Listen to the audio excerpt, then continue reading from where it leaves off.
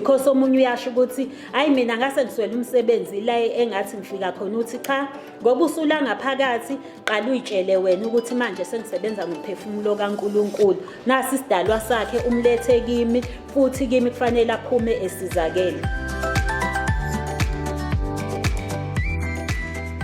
Imnandi i-nursing angifuni ungasho engakusho entsheni ukuthi mawukhethe le profession it's a calling.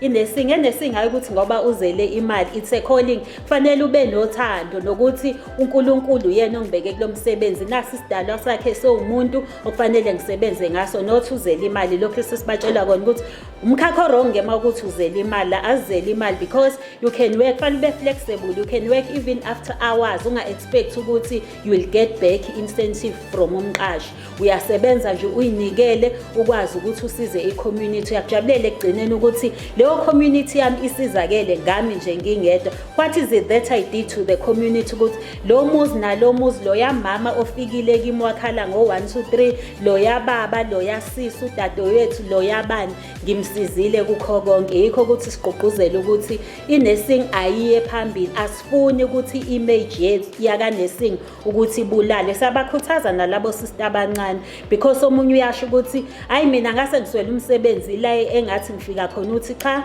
ngoba usula ngaphakathi qala uyitshele wena ukuthi manje sengisebenza ngophefumulo kaNkuluNkulu nasi isidalwa sakhe umlethe kimi futhi kimi kufanele aphume esizakele.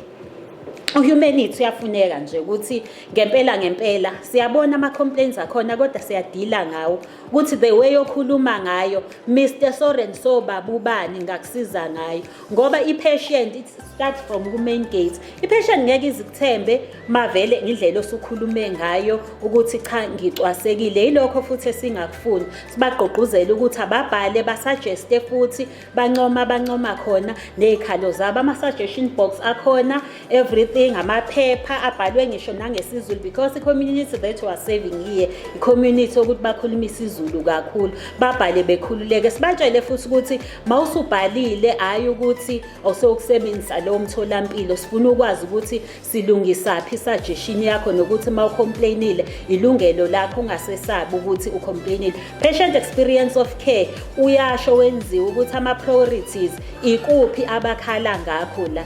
Attitude iyona kwi staff kakhulu. Attitude ngoba ngishile ekuqaleni ukuthi the way okhuluma ngayo ngepatient, i-patient iyelapheka. Mawusukhulume kabi ngeke sathemba uzojika ahambe athi angiyofuna iclinic elingcono la ozokhuluma kahle. Yilokho esigcizelela kubahlengikazi ukuthi asehliseni i-attitude as unursing.